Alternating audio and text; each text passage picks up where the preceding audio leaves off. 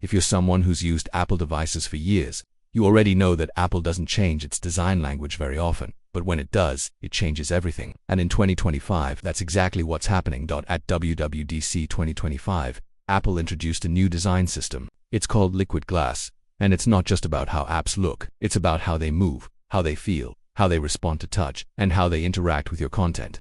This isn't a small update, it's a full evolution, and it's going to change how developers build apps and how users experience them. Welcome to the new era of Apple. Apple's new design system is harmonized, adaptive, and expressive. That means it works consistently across platforms, whether you're using an iPhone, iPad, Mac, Watch, or even CarPlay. Every element, every layer, every animation now follows a unified design philosophy. It starts with Liquid Glass, the new core material used for buttons, controls, navigation bars, sheets, and more. This material is dynamic. It sculpts light in real time, and it adapts to your content. Whether you're using your device in dark mode or light mode, in daylight or at night, Liquid Glass always responds to the environment. It behaves like liquid. It moves smoothly. It reacts to your touch. It bends light in a way that makes the interface feel natural, almost organic. With this, the lines between hardware and software become blurry. Apps feel like they're part of the device, not just sitting on it. Liquid Glass. Clear versus regular. There are two types of Liquid Glass. Clear Liquid Glass is completely transparent. You can see your content clearly through it. This one is perfect for letting the interface stay out of the way, giving full attention to the content underneath. But to make sure labels and symbols remain readable, Apple added a dimming layer that lightly darkens the background when needed. Then there's regular Liquid Glass, and this is the one you'll use most often. It's adaptive. It knows how bright or dark the background is, so the glass and the icons on top of it switch between light and dark modes automatically. This means they stay visible no matter what's going on behind them. The best part, you don't have to worry about managing all of this. It happens automatically. Apple's system does the work, so your app just looks great, everywhere, every time. The tab bar. Simpler, smarter, better. Let's start with one of the most familiar components, the tab bar. We've all used it. It's that row of icons at the bottom of most apps. It helps you jump between the main parts of the app with one tap. With Liquid Glass, the tab bar gets a full refresh. It now floats above the content. Instead of feeling attached to it, it's translucent, letting your content shine through. It minimizes when you scroll down and re-expands when you scroll back up. It feels like it's gliding. Apple also added a dedicated search tab, so users can always find what they're looking for, no matter where they are in your app. Another new feature is the accessory view. For example, in the Music app, you'll see the mini player sitting above the tab bar. It matches the tab bar's appearance and floats as a separate layer.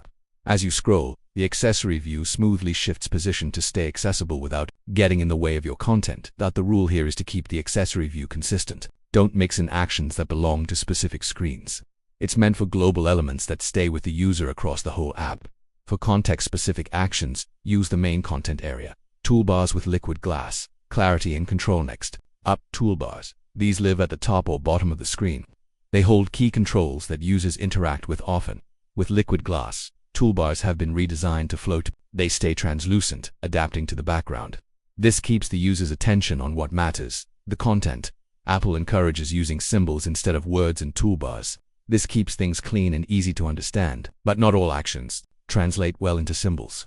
So, if the action is hard to symbolize like edit or select, stick with text. If your toolbar starts to feel crowded, that's a signal. Simplify, prioritize, group your actions logically. And if there are still too many controls, move the less important ones into a more menu, represented by the familiar three-dot icon. This keeps the UI clean and prevents user confusion. Apple also introduced the scroll edge effect. This ensures that buttons and toolbars stay clearly visible, even when you scroll. In Mail, for example, you'll notice that the content scrolls underneath the toolbar doesn't fade, it floats. This new effect is especially helpful for apps that need persistent controls like messaging, productivity, or navigation apps. For iPad and Mac apps, if you have many toolbar actions, use the hard style. It creates a stronger separation between controls and content, boosting legibility. Sheets, redesigned, floating, adaptive. Resizable sheets are those pop-ups that appear when you're filling a form, choosing an option, or completing a quick task. Apple completely redesigned Sheets in this update.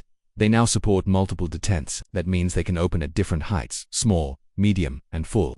When the sheet is small or medium, it floats using Liquid Glass. This makes it feel light, easy to dismiss, and connected to the content behind it.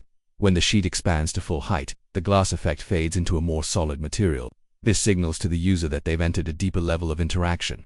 There are some usability tips here too. Only show the grabber that small handle at the top if your sheet has multiple detents. It tells the user they can swipe up or down. And always include a clear close button, even if users can swipe down to dismiss. It makes the app more predictable. This adaptive behavior makes sheets more natural and more respectful of user context. You're not just throwing a window in their face. You're inviting them into a soft layer, one that adapts to their action and intention. Visual harmony and concentric design. One of the more subtle but powerful changes Apple made is with the corner design.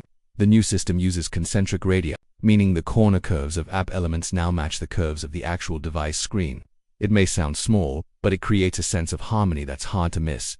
If your app has nested cards, buttons, or containers, check their corners. If something feels off, it probably needs to align with this concentric system. Apple's design engine now calculates these curves automatically based on device shape and screen size. The goal here is balance, consistency. When everything lines up hardware, software, layout, it feels right. That's what Liquid Glass helps achieve. Using color wisely. One thing Apple made very clear: don't overdo it with color. Yes, Liquid Glass supports tinted backgrounds, and yes, you can express your brand's personality. But if you add too much color, or use it in the wrong places, it creates visual noise. Here's the rule: use color sparingly and purposefully. Don't tint every button just to match your brand.